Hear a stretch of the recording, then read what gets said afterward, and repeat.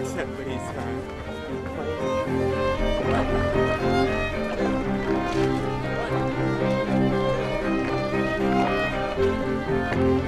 I was sitting there and a doctor was examining me, a young doctor, and he exclaimed, I think in delight, because perhaps this was the first time he diagnosed us, he said, "You've got Stargardt's disease," and he rushed off to find his superior to tell him that he'd made this diagnosis.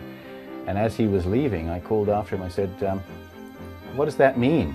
And he called back over his shoulder, "It means you're going to go blind."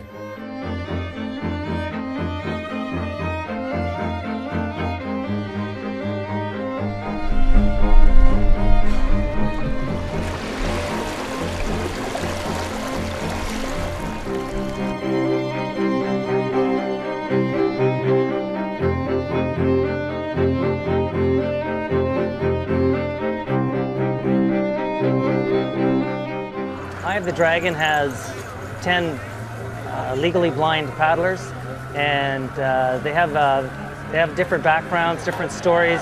Some have been blind since birth, others are losing their sight. All have retinitis pigmentosa, which is a degenerative condition. You lose your sight over time.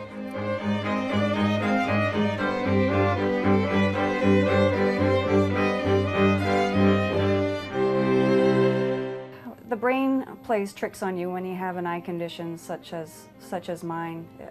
The best way to explain it is if you could imagine looking through a fence, and some parts you can see very clearly and other parts are blocked by the fence posts. So that's kind of what my condition is like. Some things I could see perfectly clearly, I could read, but I could miss something that would be right beside me. It created a lot of problems socially. I would see somebody I knew across the room, and I'd go up to say hi and chat with them, and I would completely ignore the person that was standing beside them, who would also happen to be somebody I knew. So things became difficult and very confusing, despite my efforts to explain to people what my condition was.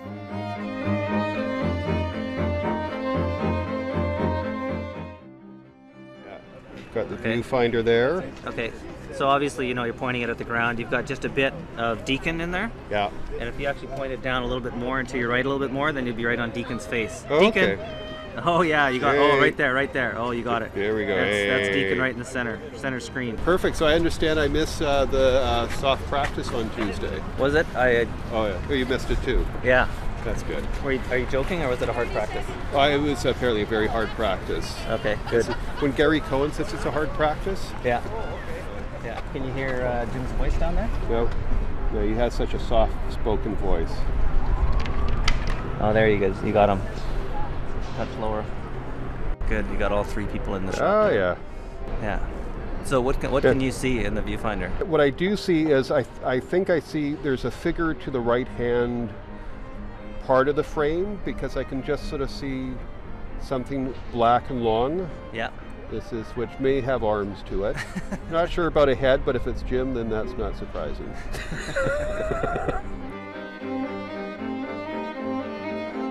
I think the most important part of how I would like to be treated is be respected.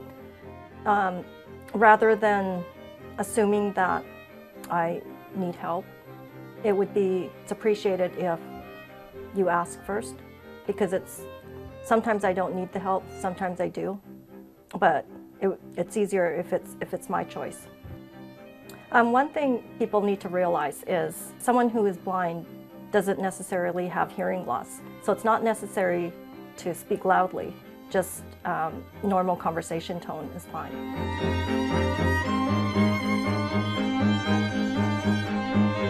Everybody's experience of vision loss, I think, is different. Some people are struck blind as a result of an accident, and so they go from perfect sight to total blackness in the course of an instant. And I'd been diagnosed with a deteriorating condition, one that would make my vision degenerate over a course of what might be 10 or 15 years. So I was certainly presented with time to adapt, but I think one of the difficult things is that many of us, and I think it's a male thing, perhaps more than a female thing, is we define ourselves by what we do. And so I was an architect. I couldn't imagine myself as something else.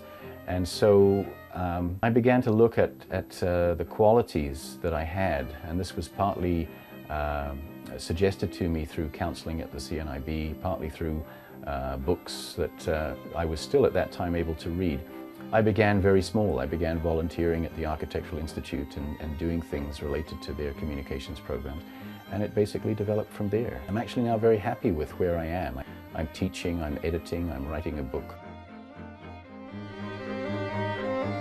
I was just always in a state of heightened awareness, like of listening to things and smelling things and having to get information from other people on what's going on in life and what am I missing, and it's very exhausting to live like that. But in the boat, I just have to pull water. My vision loss doesn't seem to exist when I'm paddling.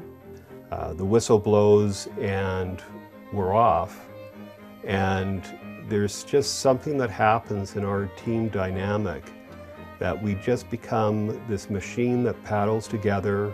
We work in unison, and we all need each other to make it work, and most of the time we win the races. The excitement and the exhilaration of paddling in a race, it was like nothing I'd ever experienced before. And when you're doing it as part of a team, it's not an individual effort. You're working together. I have bonded with all of the people on Eye of the Dragon, and I feel a great sense of responsibility to them. They inspire me. A lot of the people on the team who are visually impaired or blind are significantly more impaired than I am, and they're a constant inspiration. You know, I see people who are completely blind who routinely get into a dragon boat 2 or 3 times a week. They go out there in the middle of False Creek and they paddle their hearts out. And to me, that's an act of tremendous courage every time they do it. My name is Dan Ebert. I'm the coach of the Eye of the Dragon Dragon Boat team. This is my 5th season coaching, and this year we've added another coach. We've added a guy named Chris Scully. He knows a lot about paddling, comes from a kayak background himself, and he's a national team paddler. He's a great asset, a great addition to the team, and you'll see him working with the crew and working them hard. Because you're swooping in with your top hand. I know I've talked to you before about pushing down into the shaft. That's coming along.